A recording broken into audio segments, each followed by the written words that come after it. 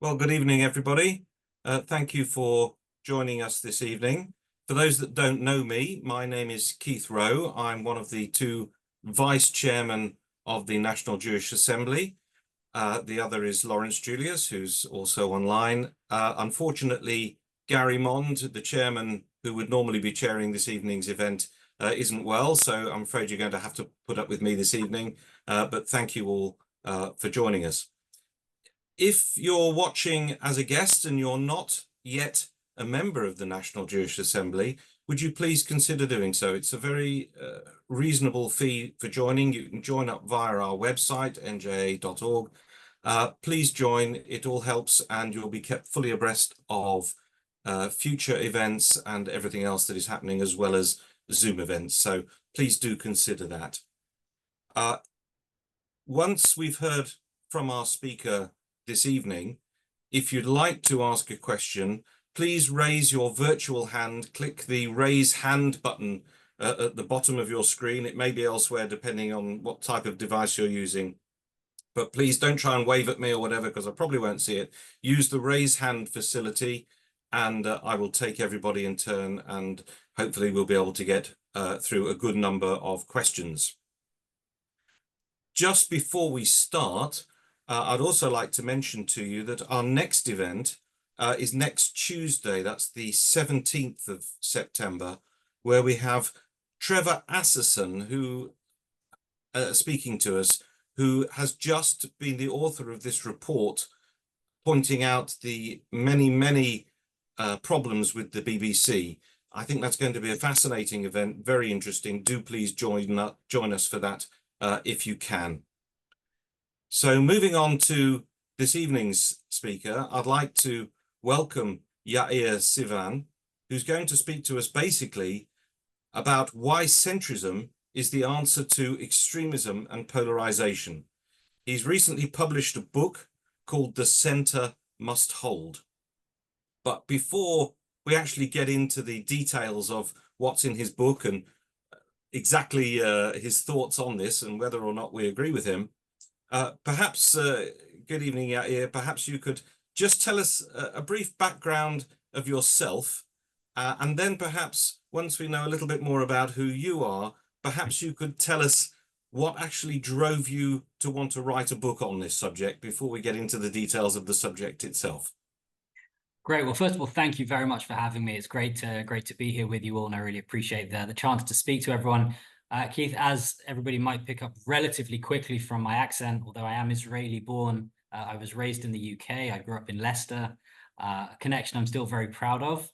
I grew up there my entire childhood. I then studied, I was on a gap year in Israel with Maccabi, Great Britain, as part of the youth movement program.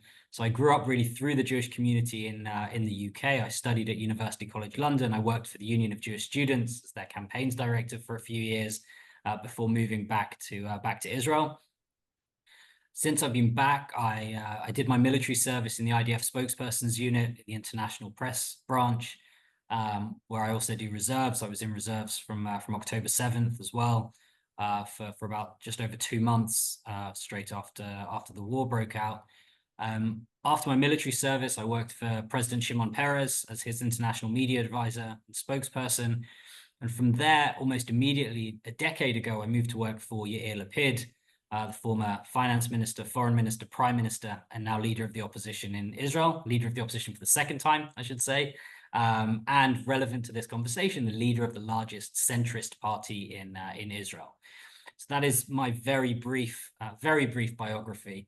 I will say I live in Tel Aviv today with my wife, Rebecca, and our 2 children. And we've been here now, like I say, I think just over 15 years back in Israel now. So that's by way of very brief introduction. The book itself, I should say, like you said, thank you, is called The Center Must Hold. It makes a case for political centrism as a coherent, articulate political approach that is the most effective way we have to counter what I see and others see as the biggest challenges to democratic societies today, and that is the rise of extremism, populism, and polarization. The book is made up of a series of essays from leading centrist thinkers, writers, experts from all over the world. There's some names in there that I think people will recognize. Tony Blair, Michael Bloomberg, Malcolm Turnbull from Australia, and others. And the book lays out what I think is the first time a case for what political centrism is, how we can define it, how we can look at it, and why it's so important in the world today. So I hope we get a chance to dive into that during the conversation today. And the other thing that I think, I guess, is relevant to our conversation and to this forum in particular, aside from being a passionate centrist all my life, when I think back to my defining political moment, you know, we all have those things that stick in our heads as moments that really kind of define our thinking about things. So I was a relatively young boy living in Leicester, and I remember the night that Yitzhak Rabin was shot and assassinated. And I remember the feeling then of disgust, not only at the fact that a prime minister, and I wasn't that politically aware as, you know, a young guy living very far away, but the idea that a political dispute was settled with violence was something that I found instinctively repulsive. And I think that shaped a lot of the way that I think about politics. Extremism, and I think, you know, from the outset, it's worth, I guess, defining the two terms that kind of will come up, I guess, a lot today. Extremism is not views I don't like. It's not ideas I find uncomfortable, right? That's not what extremism is. Extremists are people who want to break down the system that we live in, who want to tear apart the foundations of the very system that keeps us going. Centrists are, by nature, by instinct, and by commitment, dedicated to liberal democracy as the best form of government that we have. Extremists are people who want to tear that down, who want to tear that apart. That's the first thing to say. And populism, which is the other term, I guess, that will come up a lot today. Populists are, and we see populist leaders all over the world, on the left and on the right. Populists are people who try to divide us into two groups. Always. It's always two groups, and those two groups change. We have oppressor and oppressed. We have elites and working class. We have real British people and immigrants. We have shadowy deep state and the real public. Whatever the division is, there's always an us and a them. The them is always shadowy and dark and powerful and controlling. And the politician that's speaking is always the authentic representative of the majority of the people. Those two trends, those two movements that we see across the democratic world today are the biggest internal threat that we face. And the answer to them can never come from the opposite extreme. I am deeply concerned about the rise of the extreme right in Israel and what that's doing to this country. The answer cannot be an extreme left. And I'm deeply concerned about some of the far left things that we've seen on campuses in the United States, but the answer to that doesn't come from a far right counterbalance. The answer can only come from a strong, confident, passionate political center. And that's really the case that I and others have tried to make in the book. Can you try and define for us where you think the center is and how far away you have to move from that center before it actually becomes something that you would call extremism? I mean, or populism. I've heard a lot of the parties here in the UK. I don't know how familiar you are, if you're living in Israel at the moment, with some of what's going on in the UK. But a lot of people would describe Corbynism, that we were nearly faced with not so long ago, as extreme left. And I've heard people describe the Reform Party, headed by Nigel Farage, and in his previous incarnations as the Brexit Party and UKIP, as populism. And by the sound of it, you would find both of those equally distasteful, and yet they occupy, and their views, certainly we've seen a number of MPs and a lot of votes for the Reform Party in the recent elections here. So where would you draw that line? And he's certainly, in my view, not an extremist. So where would he have to be to push over that line, as far as you see it? So I'll say a few things. First of all, you will see me artfully or not very artfully dodging questions about the internal politics of countries in which I don't live. While I work for a political figure in Israel, I'll be careful in my comments about the politics of other countries, even if it's the UK, where I'm both familiar and deeply attached to. So I'll be careful with what I say.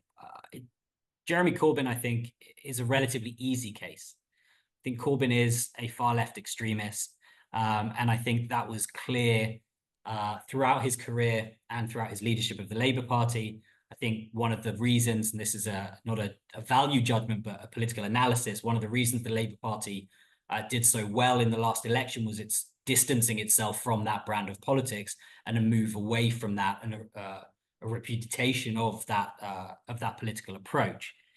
But I wouldn't think of the center as a point on a line between left and right. In general, by the way, I don't think we should be thinking about politics as a left-right line, that you have the far left on one side, the far right on the other. Politics is much more of a horseshoe.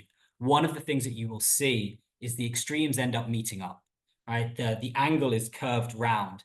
You see it in the discourse around Israel, which I know people on this conversation are obviously very familiar with. If I was to present you with two texts from anti-Israel voices in the United States today, one from the very far left and one from the very far right, you would find it difficult to distinguish between them today because the horseshoe has come round so far. So the first thing I'd say is I wouldn't think of politics in a linear way. The second thing I would say, and this comes to the definition of what centrism is not the middle point between left and right. The goal of political centrism is to say these are the ideas that should be at the center of our political system. These are the ideas around which we need to rally and around which we need to build our political approach. It's not to say, here's the left, here's the right, here's the middle point between them, here's the 50-50 split, and that's where we're going to position ourselves. Finding yourself in the political middle is a perfectly reasonable, politically tactical approach. Sometimes it'll work, sometimes it won't work. But it's not a political idea, because you're dragged around by where other people are, you're defined by other people, and you inevitably end up moving from one side to the other according to where public opinion or the political system shifts. Centrism says, here are a set of core values and principles and ideas that should be at the center of our political system. These are the things that should be at the heart. So to take it into a UK context, you can be a centrist in the Labour Party, you can be a centrist in the Conservative Party, and you can be a centrist in the Liberal Democrat Party.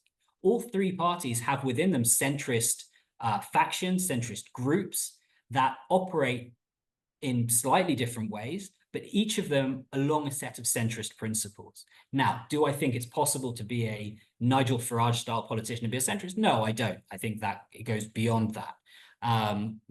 But I don't think he would suggest that he was a centrist either.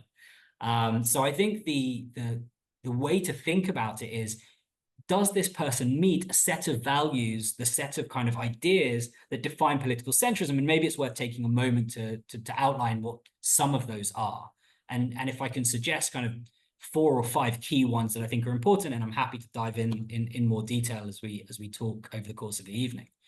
So the first one I already mentioned, which is a commitment to liberal democracy. And liberal democracy is not just a phrase that we throw out there. Liberal democracy is the institutions of liberal democracy. It's the culture and the values of liberal democracy, and it's the way of doing politics of liberal democracy. That is to say, it's no good saying you're committed to liberal democracy if you're not really committed to free speech, or you're not really committed to an independent judiciary, or you're not really committed to allowing civil society to be free. Now, I find the press, and you mentioned the BBC report, find the press infuriating at times, particularly when it's around Israel. As somebody who works in politics, we get our fair share of digs from the media all the time. That is a part of having a free press. Doesn't mean you're not allowed to push back on it, you're not allowed to criticize it. That's the free speech part of it. But attempts to shut down media are places where we should all be very concerned. The issue of free speech is one that's particularly hot right now. So it's a good example, maybe. People talking about the dangers of censorship, and particularly on the political right, talking about the need for free speech is really welcome. And if you read the essay in the book on freedom of speech, you'll see it's as close to free speech absolutism as I think you can get. The idea is to defend views and words that I don't like. It's easy to defend the ones I do like. But advocates of free speech who then try to shut down the speech they don't like aren't really defenders of free speech and of liberal democracy. So that's one. Second one I would say that we talk about in the book a lot is equality of opportunity. The idea in centrism is not to say equality of outcome. Everybody should be the same at the end. It's also not to say everybody can pull themselves up by their bootstraps if they just work hard enough. And if you're not successful, it's just because you haven't tried. We know that there are people that start in more difficult circumstances than others. And that's why centrism focuses on what we call equality of opportunity, the idea of maximizing opportunity for people, then encouraging them to take it. We believe in innovation and creativity and free markets, but you have to give people the opportunity to succeed in those, which is why centrist politicians so often end up focusing on issues like education, which is, I would argue, the most important lever of opportunity in society today, healthcare, infrastructure, and, you know, in certain areas, things like antisocial behavior and crime, which drag people out of and make it harder for people to succeed. So equality of opportunity, I'd say, is the second. Can I come in on you on just that one, just Yeah, for sure. 1 second? Because one of the things that has struck me from what you've just been saying to us this evening doesn't quite chime with how I see the centre. Because when there's this political drive regularly for everybody to be centre ground so they don't offend people, so they get the majority of the votes because they're not offending anybody and they're very much in the middle, and they're not extremists and they see everybody else as extremists. What in my view, that has led to in the United Kingdom for so long now is a complete mediocrity. We've had a lack of real drive and innovation and leadership. And instead, we've had people saying, well, we can't do that because we'll offend them. And it sort of ties in with the woke agenda that we've been seeing, because you mustn't offend anybody. So if you can't go off at a tangent and do something you really believe in, suddenly we get really poor leadership, which is something I think we've suffered from here. So how does that chime with your views? Well, firstly, and maybe this will happen over the course of the evening, I have no problem offending people. And I have no problem telling people they're wrong. The idea of freedom of speech, the idea of having robust debate is for me to be able to tell you that you're wrong and for you to be able to tell me that I'm wrong. And you're allowed to get offended, that's okay, but that doesn't restrict my ability to speak. The whole issue around cancel culture, around identity politics is, for me, anathema to centrist politics. It is the exact opposite of what centrists do. I don't think, and I'll get onto this maybe a bit later, I don't think centrism is about not offending anyone. I don't think it's about finding the middle ground. It's absolutely a repudiation of this constant attempt to find a middle. I do think, by the way, there's nothing wrong with wanting to get votes and win and get elected and be able to influence things. That's why you're in politics. It's okay to want to win and to be able to want to make people's lives better. Take it from somebody who has spent far more years in the opposition than in government. It's better to win than it is to lose. But I don't think that is what drives necessarily or has to drive mediocrity. I actually think there are places where centrists can be the most passionate, the most radical, the most forward-leaning voices, and technology is one of those places. And effectively fighting climate change is another one of those places, doing it in a way that is science-based and fact-based rather than in a way that's driven by ideological agendas.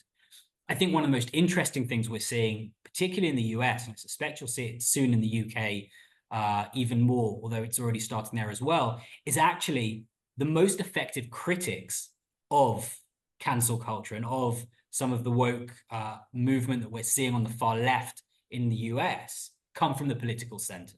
That is the most effective place to counter that.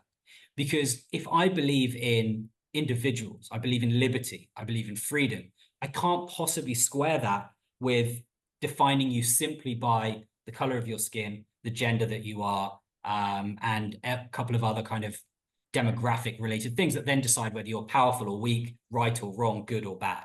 That just doesn't work with centrism. And so centrists become the most effective critics of that.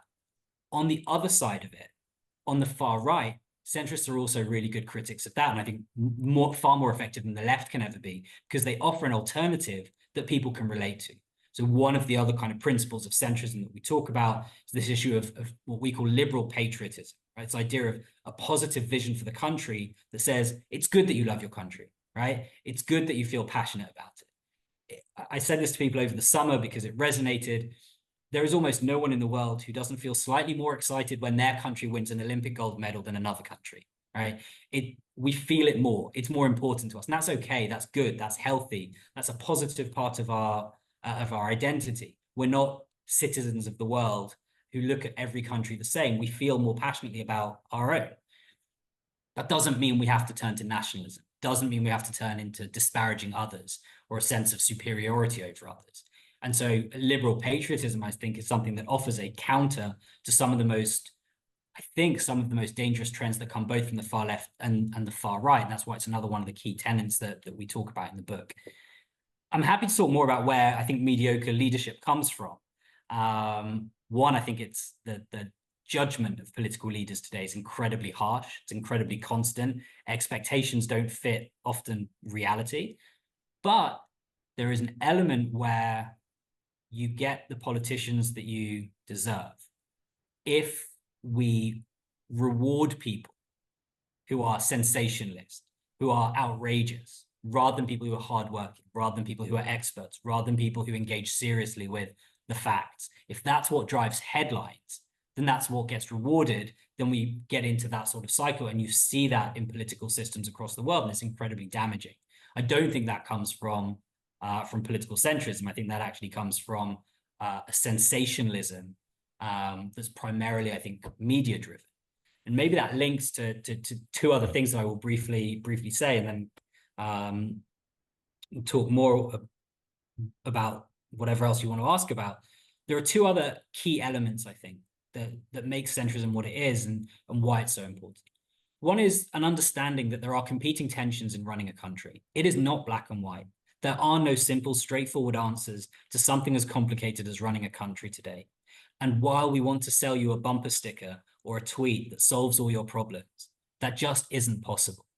The way you successfully run a country today is you balance between tensions that exist in every decision you have to make. There is a tension between free markets and capitalism and not letting the weakest in society fall by the wayside. There is a tension between globalization, which is good because it brings down our cost of living and allows us to buy cheaper goods at the supermarket, and the impact on local communities and local industry. There is a tension between fighting terrorism and civil rights. The way to settle those tensions can never be one of the two completely flattening out the other. That ability to balance the tensions is crucial to what political centrism brings to the table, and different to what both the left and the right, I think, have brought to the political debate in recent years. And that links to a set of kind of words that I think centrists should be trying to reclaim and bringing back to the political debate that have just kind of shifted away and drifted. And you mentioned Nigel Farage, so I'll pick on him just for the sake of this example. I was in the UK the day before the election, and I did the thing that people who don't travel on the underground for too long do, and that's I picked up the metro and forgot that your hands go black afterwards. And I flicked through the metro, and one of the pages, it had the main election promises of the big political parties. And Labour's kind of health-related one was bringing down waiting lists, and Reform's was no waiting lists for doctors. Now, is there anybody on this conversation who wouldn't prefer to have no waiting lists for doctors? Is there anybody who wouldn't want to be able to pick up the phone to the best doctor in Britain and say, I'm coming round, be ready for me in 15 minutes? But we all understand that that's not a real policy. That's not actually something that's manageable. So embracing that complexity, embracing that realism, I think is really important, which leads to a set of kind of phrases and words that have fallen out of political fashion for reasons I don't entirely understand yet. Part of them are media linked and social media linked, but which we have to fight to bring back. Words like moderation, pragmatism, nuance, compromise. Those are good words. They're good concepts. They're things that help society function, right? I don't know, Keith, if you're married, if you have a family, but if you are, I see you nodding, then family life is about compromise, right? There is no way to sustain a happy partnership without compromise. It's a key part of what we do. And you go out to work, or you're part of a team and you compromise, because that's the way that we do it, right? Do we have the air conditioning on 25 or do we have it on 18, right? It's those compromises are in our life every single day, from the smallest things to the biggest things, until we get to politics. Because when we get to politics, if you talk about compromise, you're weak, or you're a traitor to the cause, or you're not committed. So what I would say is those kinds of concepts are ones that centrism says these should be at the heart of how we do politics, and we should be fighting for them. They actually make society function and make society function well. When we throw them out the window in favor of total and complete domination over the other side, or impractical solutions that sound good, we might get people excited, but we don't really solve any of the issues that people are facing. Okay, so one of the things, I'm not sure if this is covered in your book yet. It is available from all good booksellers, and it's available on Amazon. I'll just give the commercial plug for you there. Thank you. But I haven't read it yet. So you can tell me whether this particular facet of politics is covered in your book or not, and perhaps give me your view on it. But I've had many, many discussions here about our first past the post system, which people tell me gives strong government and a good majority, but look what we've ended up with. And on the other hand, if you say, well, perhaps we should have some form of proportional representation, the first comeback that people I speak to says, well, look at Israel, they've got proportional representation and what a mess that is. And they haven't got the strong government, but everybody's represented in some form or another from the religious parties, and there's different tensions there. We all know the differences. So I'm wondering whether you can say what the centrist system would be that would give a strong enough government in order to actually govern, but would it give the freedom of speech to these people you don't like and still allow them in your system as it is in Israel, in which case they might have the opportunity to influence policy? Or would you restrict it to centrist parties in the way that our system here does, because it's very difficult for extremist parties to get a real foothold in parliament? So tell me how you feel about political systems. So first of all, before anybody rushes to proportional representation, I definitely recommend them looking into the kind of political chaos that we've had here over the last 5 years. It is not a system I would recommend easily to people, certainly not with a very low electoral threshold like we have here that allows very small parties to get elected. But I actually want to say something broader than just about it. And here, the conservative political figures amongst you on this call, and those who did Political Philosophy 101 are all going to hold your breath for a moment. But go to Edmund Burke. Edmund Burke, who conservatives claim as one of their own, I think is a centrist political philosopher, and I'll explain why. One of the things that he warned us against was revolution. The idea that you take a political system in a country and overnight change it to something else is, to me, ludicrous, because you have no idea. It is just not possible to map out all the unknown consequences of changing a political system overnight. Systems evolve over time, and that is good and that is healthy. Things don't have to stay the same. It's okay that there's progress. But when Burke wrote about the dangers of the French Revolution, he was talking about taking a system and upending it entirely, because you think that might lead you to a goal that you have, but actually it leads you down a whole host of things that you didn't expect or didn't want to happen. So what I would say about changing the political system in the UK is do it gradually and do it carefully and do it step by step and see what the results are. The goal of changing a political system, by the way, should not be to influence who does better out of the system. That is the wrong reason to make electoral reform or to make changes to the electoral system. But I would say, and I was actually on a conversation about an hour ago with somebody in the United States who asked me exactly the same question. I don't think you can take the American system and change it into proportional representation overnight and hope everything works out. That also doesn't work in the UK. I also don't think you can take first past the post and supplant it into the US, or take compulsory voting from Australia and bring it to France. You have to do these things in line with the political culture and history that already exists in the country. So if you ask what the centrist approach is, the centrist approach says slow down, think practically and pragmatically about what the best way to go is, and do it gradually, and do it with the right goals in mind. If the goal is to create a better political system, I'm all for it. If the goal is to strengthen one side or the other, that is absolutely the wrong reason to start going into political change. Now, in terms of whether it allows extremists, yes or no, Israel has very clear laws on who is and is not allowed to run in our elections. Those laws are very broad. I think personally, the bar for banning a political party from the system, so to make it an invalid choice for the public, should be exceptionally high. I think it should be a very difficult bar to clear. I do think there are cases, but I think it should be an incredibly difficult bar to clear. And look, do I like all the political parties in the Knesset, all the people that I walk around the building with at times? No, of course not. I think some of them have views that are abhorrent. They were elected democratically. They have a right to be there. It doesn't, by the way, mean that we have a responsibility to take them seriously, or we have a duty to work with them. You're allowed to choose not to work with people who were elected as well. But the attempt to ban political parties because of a particular political persuasion, I think, is incredibly problematic. So following on from that point just makes me think about what happened in the UK not so long ago, when Tony Blair, who's written a chapter in your book, and I'm not sure what he's written it on, so perhaps you can tell us, allowed a voice to Sinn Féin. He gave the IRA a political voice and talked to enemies who were blowing up shopping centres. So how would you equate that with what you would allow, according to your view, in Israel? Would you allow a discourse and a political party from terrorist groups in order to try and come to a peace? Or are you saying, no, then certainly as far away as you could possibly be from centrist, we mustn't let them anywhere near the table? How would you square that circle? So the reason to not let a political party run in Israel is parties that incite either to violence, to extremism, to terrorism, to acts of violence, or parties that are fundamentally working against Israel as a Jewish state, right? So the bar is very, very high. Now, do I envisage a situation in which Hamas is allowed to run in Israeli elections? Obviously not.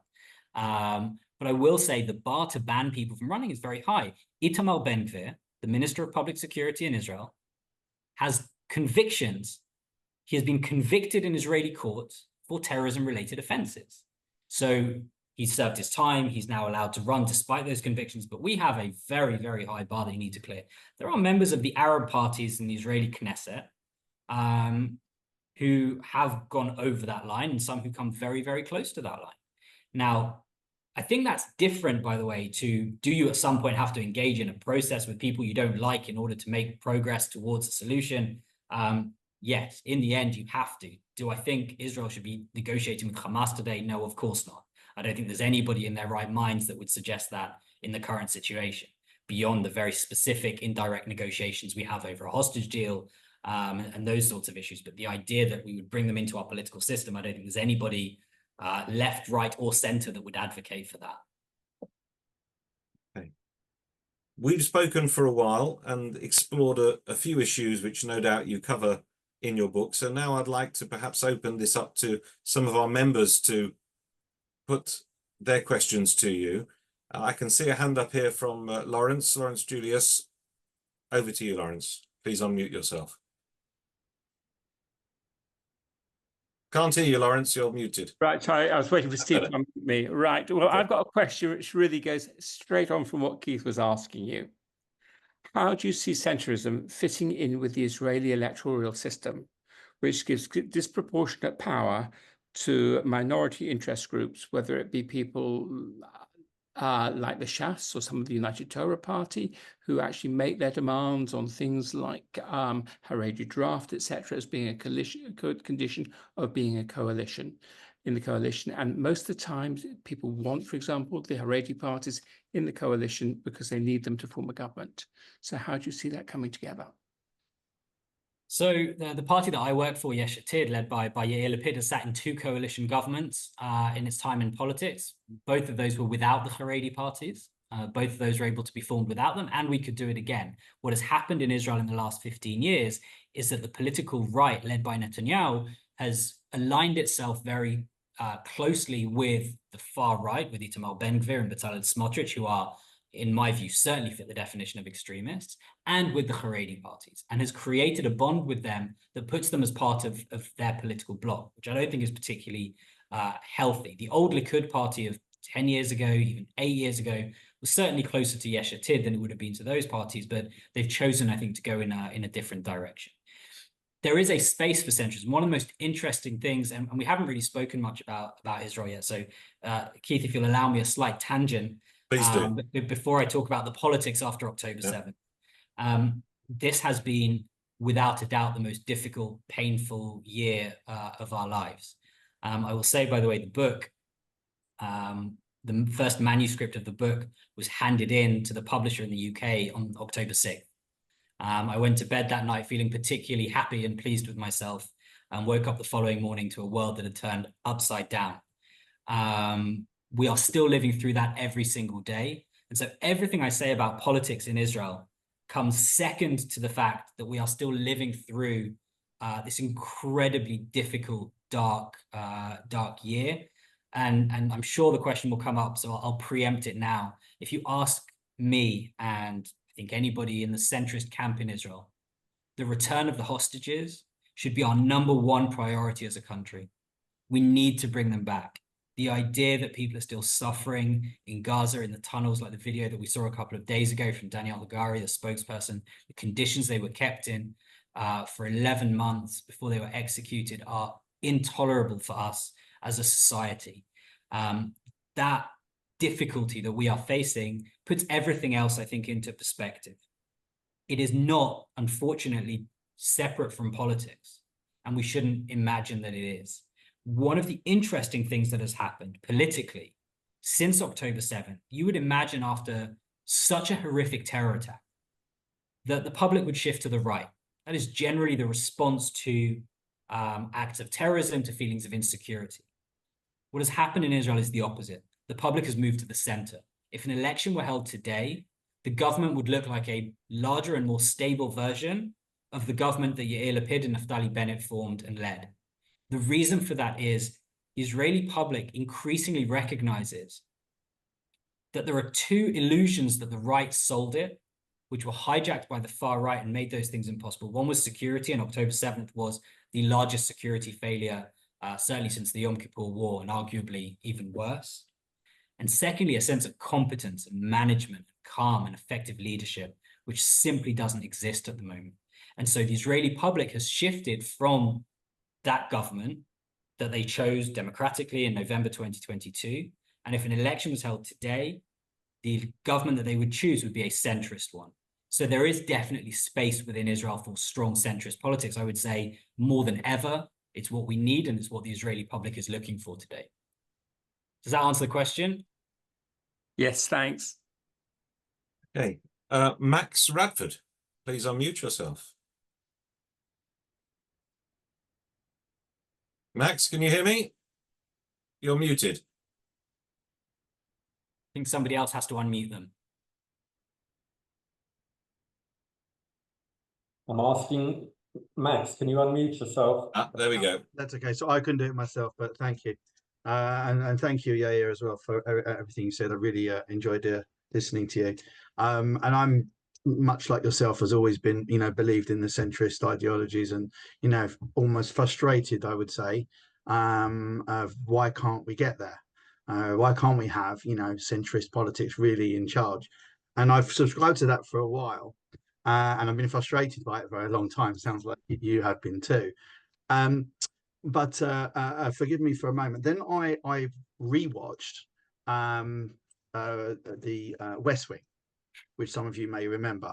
And in the West Wing, when President Bartlet is now going into his second term, he tries to be centrist, and he puts out these centrist messages and his centrist ideology and everything that he was saying. And his advisors got him in the room and said, "What are you doing? All you are doing is losing points. You cannot win in the center. If you don't appeal to your core, whether it's one side or the other, you just won't have enough of enough voters essentially to win." So my question to you is, ideologically, this all makes sense, but can any political group or political leader actually win in the center? Because I'm kind of yet, I want it, I crave it, but I'm yet to see it. So that's kind of my question to you, especially today. So thank you. And as a big West Wing fan, I appreciate the reference as well. Yes, absolutely the center can win. One of my biggest criticisms of the political centrists is that we don't celebrate our victories enough. The truth is centrists have won and do win repeatedly in lots of places. Now, is every centrist perfect the way that you would want them to be? Maybe not. No political leader is, right? You can work for somebody and not agree with them on 100% of the issues 100% of the time. That's okay. But there are multiple cases of centrist victories and centrists winning and leading countries and doing so effectively. And the government that we had here in Israel before this one was a centrist government. Not every partner in it was centrist, obviously. We had Meretz and we had Naftali Bennett's party, who are anything but centrist. But the governing philosophy of the government, the way that we approached issues, the way we managed the country was absolutely centrist. And so I would say I understand the frustration, but actually part of that is our fault for not celebrating our successes enough and saying, yeah, we do win. There are plenty of places where we beat the extremists and we don't let them win. Everybody was convinced that France was on track to elect Marine Le Pen, and Macron came along and won twice as president and is in a reasonable position for his successor to win the next French presidential elections as well. People felt that Poland was heading towards a place where the center would never be able to win again. They formed an alliance, and the Polish leadership today is absolutely centrist. There are examples up and down the world of successful centrism. Now, part of politics and part of life in politics is an understanding and an acceptance that you don't always win. That's part of it, right? No one wins all the time, and that's okay. The challenge is, are you a serious enough political approach to learn from your defeats and rebuild and come back and then win? If after the next French presidential elections, Macron loses, but his party rebuilds and comes back 4 years later, that to me is successful. If his party loses and the party disintegrates and disappears, that is a failure. So I would say there are plenty of places that you can point to where centrists do win and do succeed. I think one of the most disastrous trends in politics is people believing that they should only appeal to a narrow base, and that if you just turn out your narrow base, that'll be enough to win. Most of the time it isn't. And when it is enough to win, you've left your country more divided and more polarized than it was before. And that is the absolute opposite of what a leader should strive to do. Does that answer your questions, Max? You're still muted. Yeah, okay, sorry. We'll move on. Yes, yes, it does. Other than, you know, I think that polarization has broadened, and you know, I know I'm the same as you about the horseshoe theory, but that horseshoe has kind of got bigger. If you want to say it hasn't got longer, but then it's got bigger, and the center, if you want to call it the center, has really moved, because I think on one side of that ideology, and you know, let's call it the right side, the right wing ideology, I don't think that's moved that much. It's always been where it is now, plus minus, whilst I think left wing ideology has really just kept going, you know, especially with wokeism and everything else that goes with it. So what's happened with that is the center's moved. So I find myself in my own personal ideology as inherently maybe just left of center, but I now find myself right of center because the center's moved. So anyway, but I really appreciate your answer and loved it. I'm not sure that Macron would be centrist, because they are, you know, they're socialist leaning, but okay.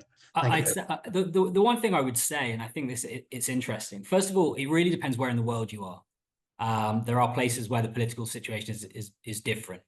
But I would take the example of the United States and say the right in the US has moved much further right. And take an issue that's been in the news in the last week that I'm sure people here have been engaged with. Tucker Carlson was a mainstream Fox News contributor, right? He was the heart of the American center-right establishment. Last week, he hosted a Holocaust denier on his podcast to millions of people, claiming that it was Churchill that was the villain of World War II, and Hitler was really just caught up in the whole thing. That is where elements of the American right have shifted to. So what we see, and I think you're right about the polarization, is both of the poles shifting further and further right, partly as a counter reaction to each other. And the goal that certainly that I'm setting out that we set out in the book, and I think people who agree with this approach are trying to set out, is to say we have to rebuild a strong center that's able to reject both of these extremes. We have to be able to push these people outside of to the very, very fringes and create something else that is appealing for people. Thank you. Moving on now, I'm guessing that it's Ruth Hart, because the screen says Ruth and Paul Hart, but I'm guessing it's Ruth. You'd like to ask a question, please unmute yourself. No, you're muted.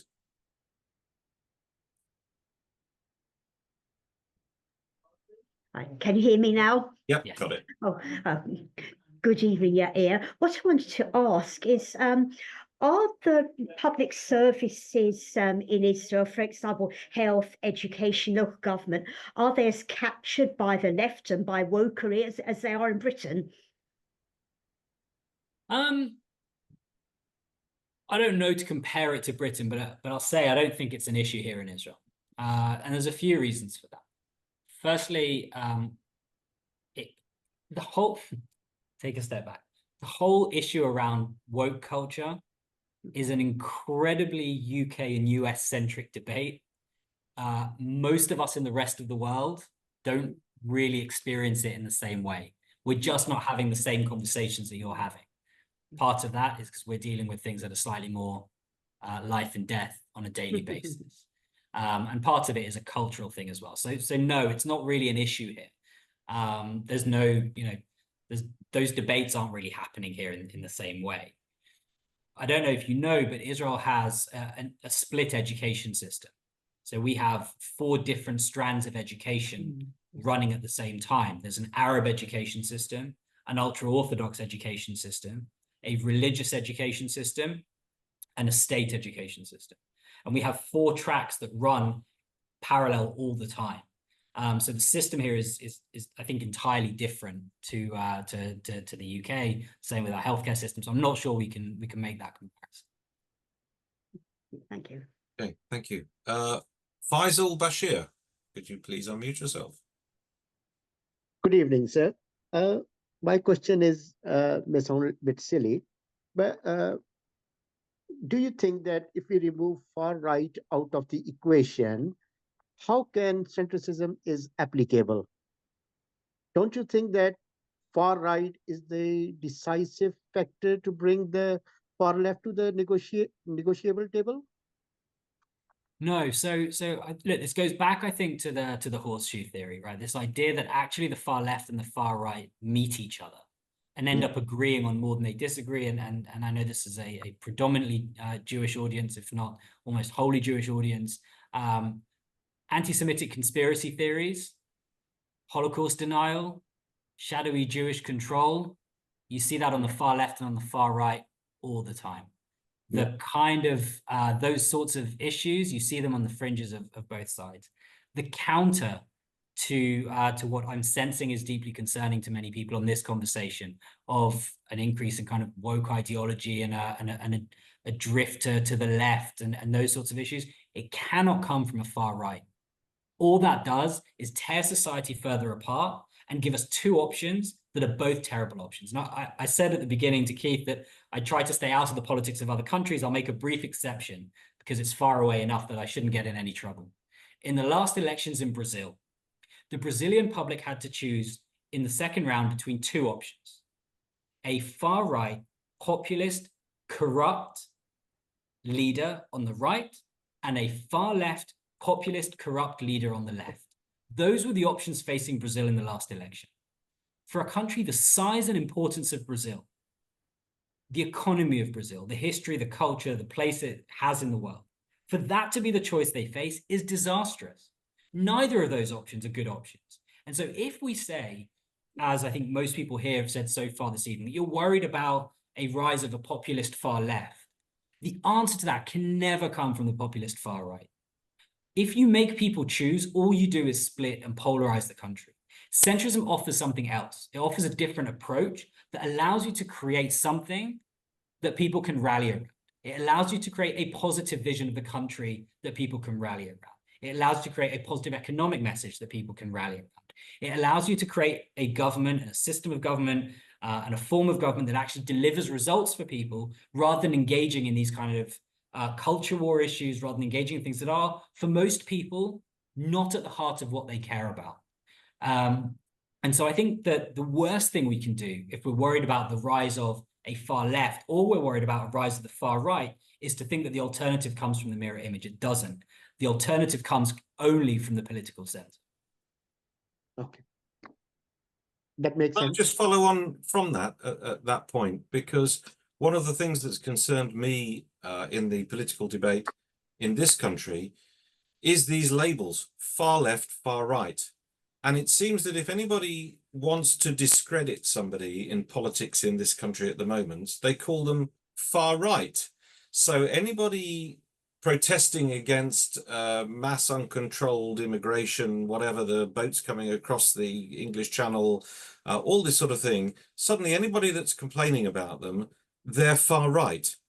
And they're labeled in with people that start a riot who may well be far right or just frustrated people. We don't know. We don't know what their political philosophy is. But by using these labels, far left, far right, I'm in the middle, I'm the good guy, do you not think that that is in itself creating some dissent and driving people away? Well, I'd say two things about it. First of all, there are people on the fringes, and we should call them out. And we should say that they're on the fringes because they're destructive to the society that I imagine most of us would like to build. And those people exist, and we should call them out. Not everybody who's worried about immigration is on the far right, right? Not everybody who is worried about globalization is a nativist. Not everybody who's worried about technological advancement is backwards, right? It's okay that people have real concerns. And one of the things I think that politicians need to do well, and centrist politicians in particular need to do better, is understand where those grievances are coming from. Really understand them. Really find out why people feel the way they feel about these issues. When I came over to start this kind of book tour in the UK, the first meeting I had, somebody said to me, immigration is the issue. That is the key. That's what, that's what's driving everything right now. And when I started speaking to friends on the center left, they said to me, but you have to understand immigration is a net economic benefit for the UK. Now, I said that might be true, that might not be true, but that doesn't strike me as the issue. That doesn't strike me as the primary thing that's driving people. You have to really understand where people's concerns come from. So I give the example to take it out of something that's maybe such a hot button issue for a UK audience, right? But if you are a community in Michigan in the US, and the factory that holds your town together is closed because the jobs are moved overseas to India or China or anywhere else, it is reasonable for you to be concerned about globalization. It is understandable that you're worried about automation if your factory's closed down because there's just no need for it anymore. And we have to do a better job of understanding why people feel the way they feel. One of the thing I did right at the beginning was to say what I think really counts as extremism.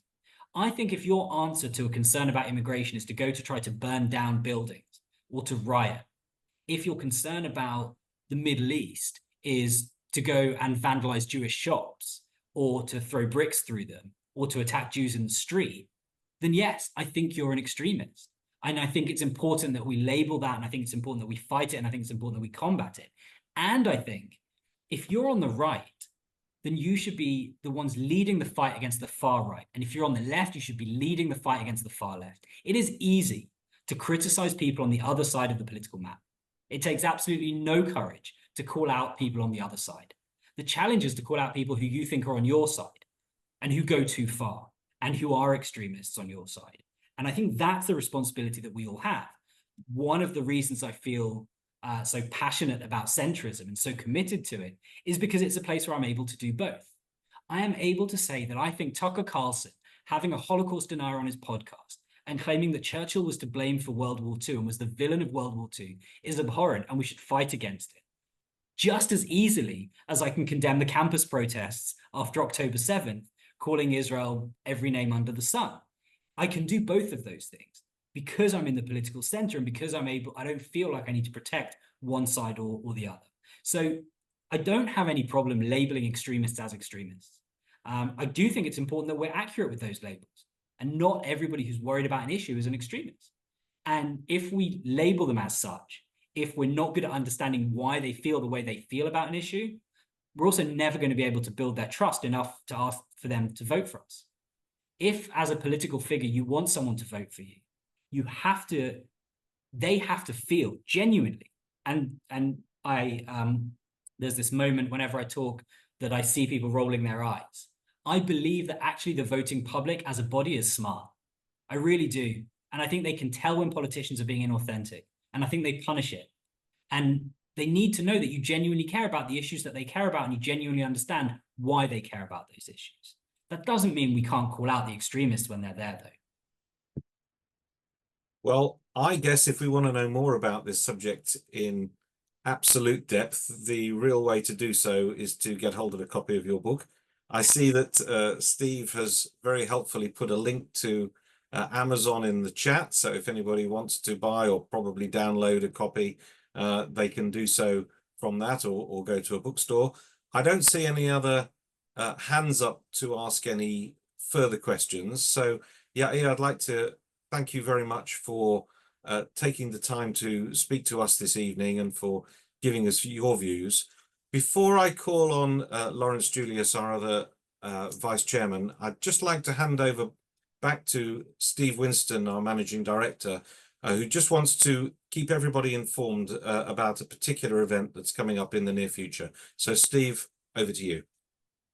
Thank you, Keith. I'm just sharing on the screen that on the Sunday, the 6th of October, to commemorate, that fateful day of October the 7th, 2023, the NJA are sponsoring and supporting a community event in London.